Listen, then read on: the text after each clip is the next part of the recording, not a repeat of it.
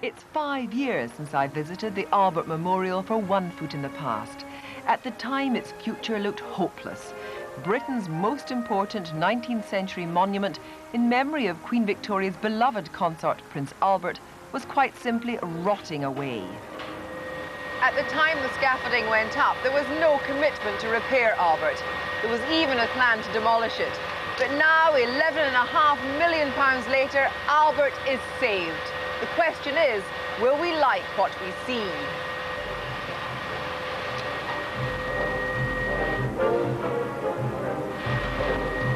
So far, the rescued Albert has been kept strictly under wraps. But I'd been warned, the restoration is not for the faint-hearted. I might be in for a surprise.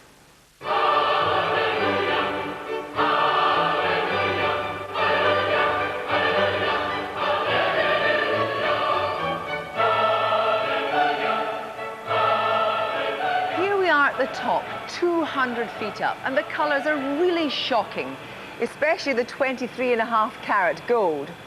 The whole edifice was built to resemble a medieval reliquary, a bejewelled casket to hold the human remains of a saint. Only here, the miniature has been made monumental.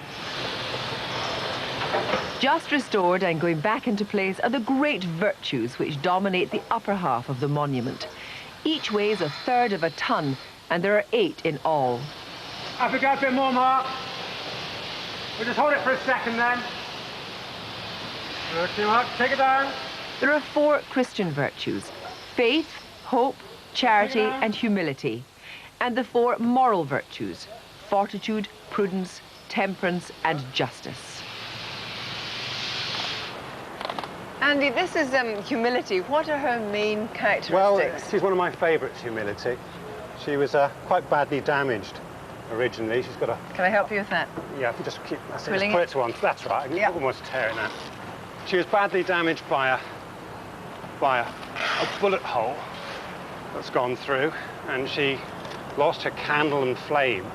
I'm a bit concerned about the candle and flame because it does tend to stick out, and we tend to catch it and putting it back. So it's the first time I've seen it now for over 6 months. I'm a bit concerned about seeing what she's like underneath. You can see we've wrapped her up really quite well, mainly to keep fingers off it.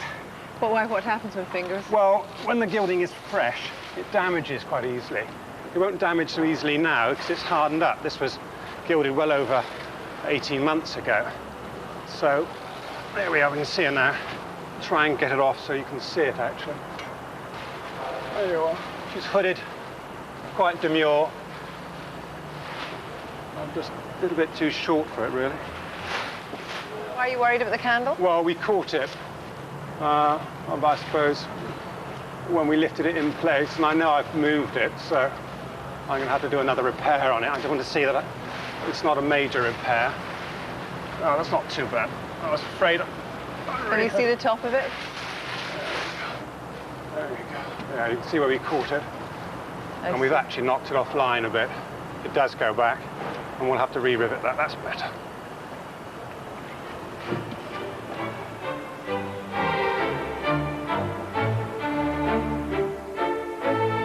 The arts are depicted in mosaic, the figures of poetry, music, painting, and architecture. Over the years, rainwater had got behind the tiny tiles, and many had fallen off.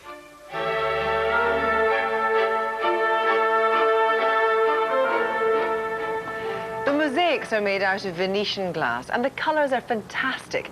There's over 1,000 colours on the Albert Memorial, including this gilt. Look at the gold there. That's gilt underneath clear glass. And this is the figure of architecture with her dividers in her hand. The waves of her hair, there must be about 20 different colours in her hair, and the hues and the intricate folds of her dress. And this is the representation of the Albert Memorial itself. Where Albert's statue is now has been left bare because when the memorial was built, the statue of Albert hadn't been created, so they had to leave it out. But it's the figure of Albert himself, now hidden beneath black plastic, that is set to provoke controversy. The giant figure, 25 feet high, has been re-gilded from head to toe. Abroad, golden statues are commonplace. Golden Buddhas in India, Virgin Marys in Italy, and icons in Russian cathedrals. But in Britain, golden statues are an oddity.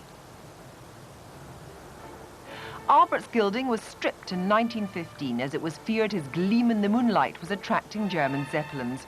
But more likely, the Victorian passion for gold had become too much for popular taste. Just one patch of gold survived, in Albert's armpit. Now it's been perfectly matched, but as yet no one has seen the result. Here we have under wraps Albert himself, under black plastic bin bags. Can I see something? Well, since it's you and it's the name of your program is One Foot in the Past, I will show you Albert's foot, one of his feet. So, and I'm going to open this up now because nobody else has seen this. This is a big secret. So this is Albert in pure gold leaf.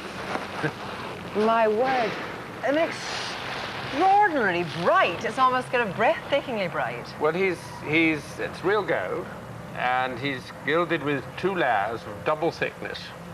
Can I see just a little bit more leg? A little. Garter's up there. He's certainly showing a bit of a golden leg. Think that's enough? It's extraordinary.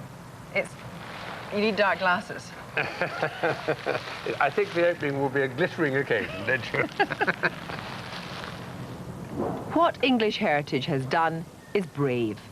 Too often restoration work results in a tasteful, muted version of the past. But when Albert is unveiled in November, as bold and gold as originally intended, he will truly challenge us to face the reality of high Victorian taste.